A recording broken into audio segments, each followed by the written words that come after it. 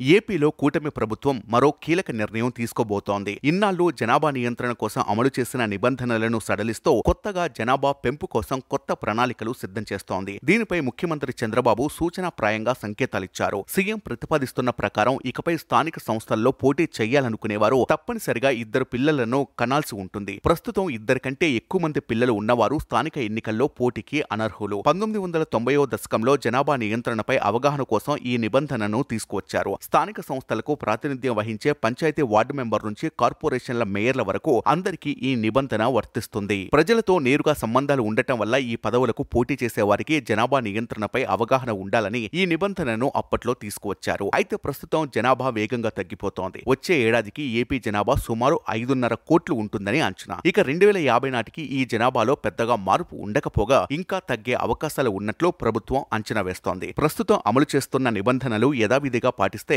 భవిష్యత్తులో ఎన్నో సమస్యలు ఎదుర్కోవాల్సి రావచ్చు అంటున్నారు. వయోధికులు ఎక్కువై యువ జనాభా తగ్గిపోయే అవకాశం ఉంటుంది. ఇది రాష్ట్ర అభివృద్ధిపై ప్రభావం చూపుతుందని అంటున్నారు. దీంతో జనాభా పెరిగేలా చర్యలు తీసుకోవాలని సీఎం చంద్రబాబు యోచిస్తున్నారు. జనాభా నియంత్రణకు ప్రస్తుతం పాటిస్తున్న నియమాల స్థానంలో జనాభా పెరిగేందుకు కొత్త నిబంధనలు అమలు చేయాలని చంద్రబాబు భావిస్తున్నారు. స్థానిక సంస్థల్లో పోటీ చేయాలంటే 3 పిల్లలు ఉన్నవారు అనర్హులని ఇన్నాళ్లు అమలు చేసిన నిబంధనను ఎత్తివేస్తూ దాని స్థానంలో తప్పనిసరిగా 2 పిల్లలు ఉండాలని నియమం విధించాలని ప్రతిపాదిస్తున్నారు. అంటే 2కి మించిన సంఖ్యలో ఎంతమంది ఉన్నా ఎన్నికల్లో పోటీకి అర్హత ఉన్నట్లే అని పరిగణిస్తారు. అదే సమయంలో పిల్లలు లేని ఒక్కరితోనే సరిపెట్టుకునే దంపతులకు ఎన్నికల్లో పోటీకి అనుమతించరు. జనాభా పెంపు ఆవశ్యకతను వివరిస్తూ చంద్రబాబు ప్రభుత్వం చేస్తున్న ఈ ప్రతిపాదన త్వరలో చట్టం కాబోతుందని అంటున్నారు. రాష్ట్రంలో స్థానిక ఎన్నికలకు మరో 1.5 ఏడాదిన్నర సమయం ఉండటంతో ఈలోగా దీనిపై చట్టం తేవాలని ప్రభుత్వం భావిస్తోంది.